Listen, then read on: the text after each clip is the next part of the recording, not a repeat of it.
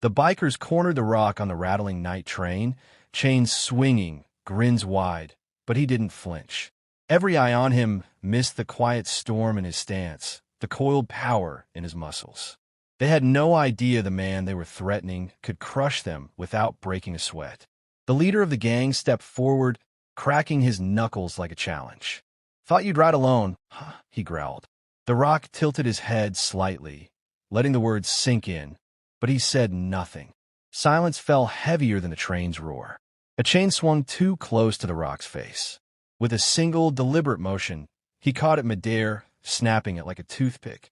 The bikers froze, a flicker of doubt crossing their faces. Steel and sweat mixed with the train's grinding wheels as the tension spiraled.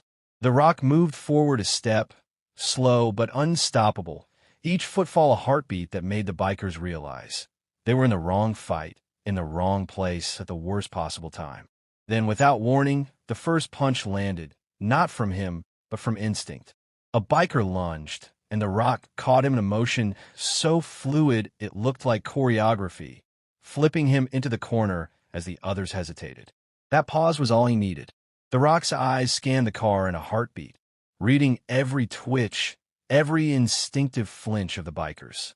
They had underestimated him, and that mistake would cost them. With a roar that seemed to shake the very metal of the train, he lunged, fists ablur.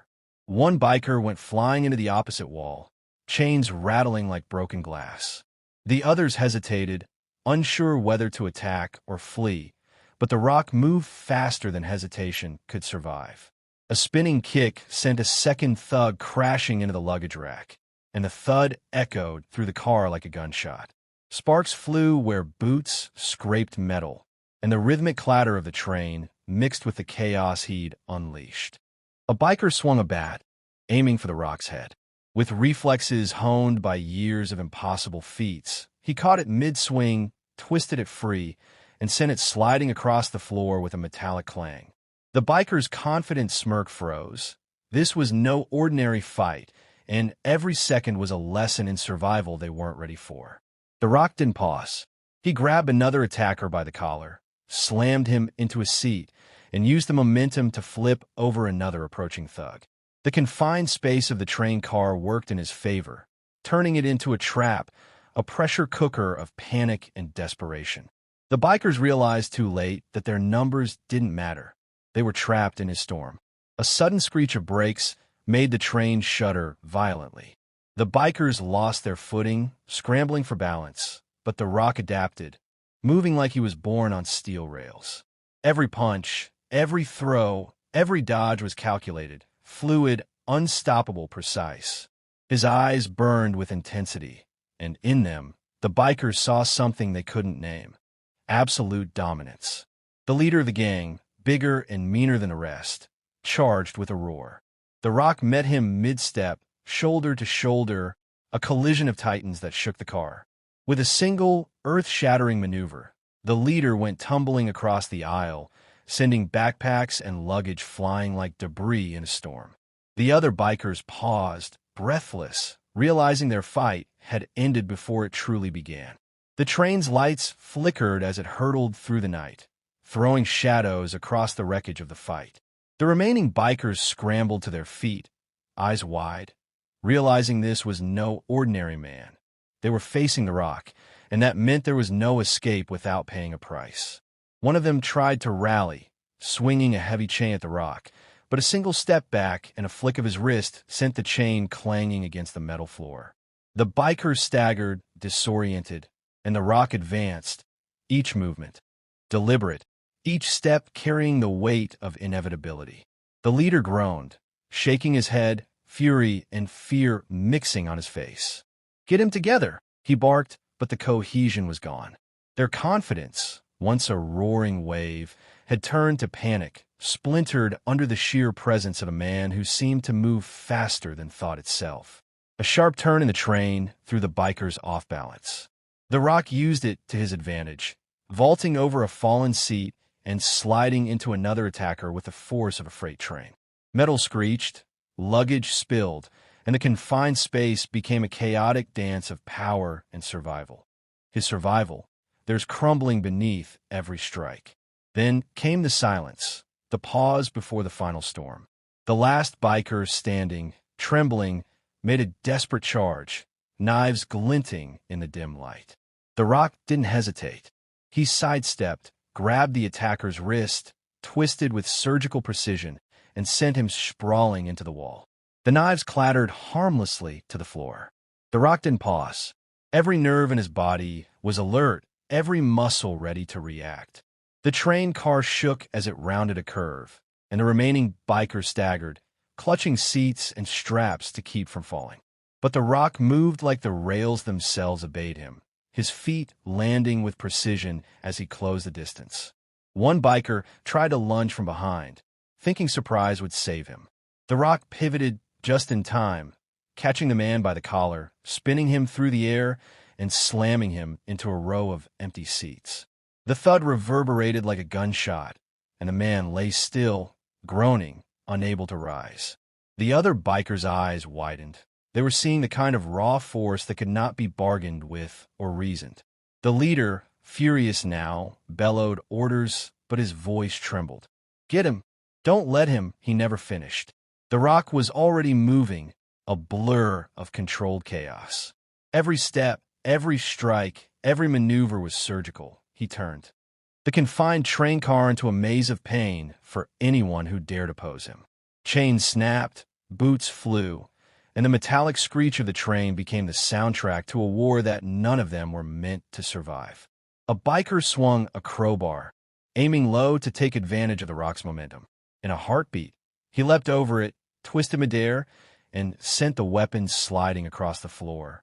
The man lunged forward to recover it, only to be met with a crushing shoulder strike that pinned him against the wall.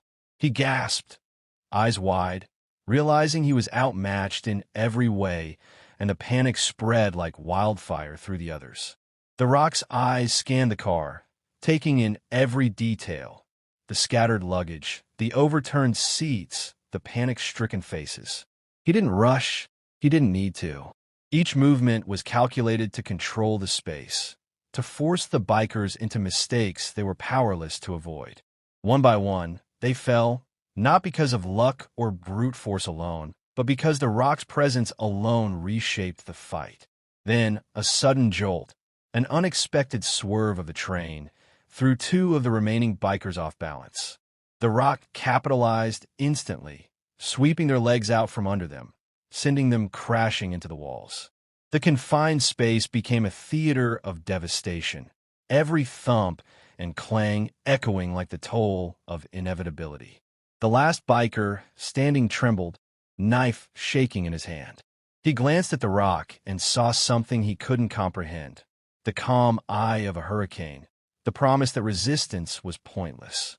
The air grew thick, every heartbeat amplified in the silence between strikes. The Rock moved forward, deliberate, unstoppable.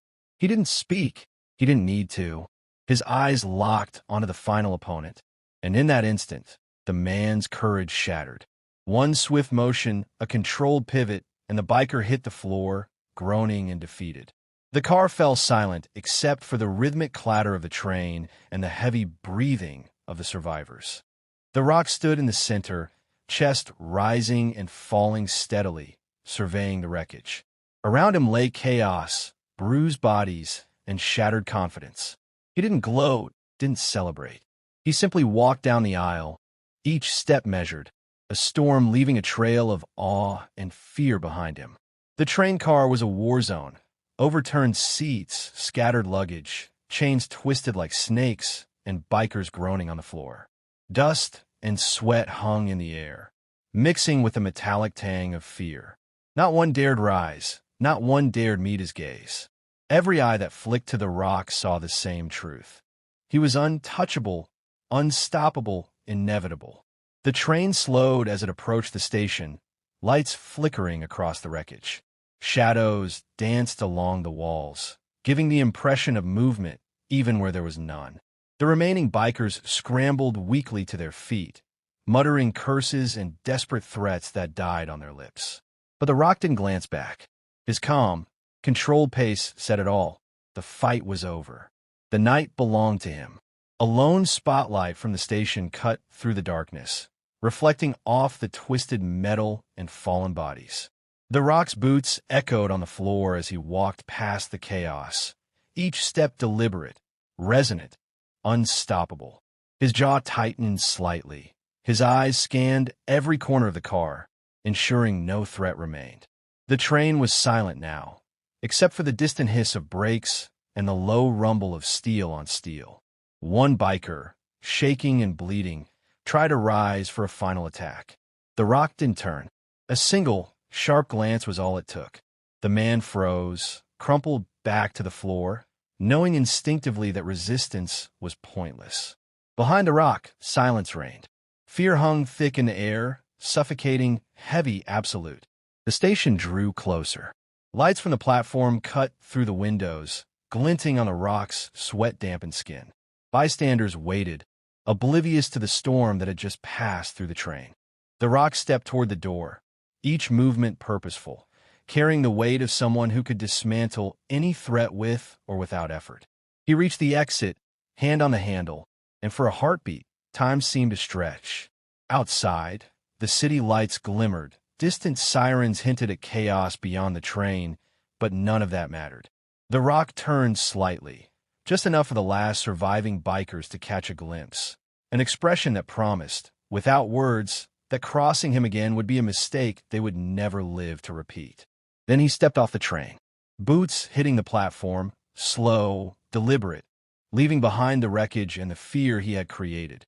Behind him, the bikers groaned, sprawled across the floor, broken physically, but even more so mentally.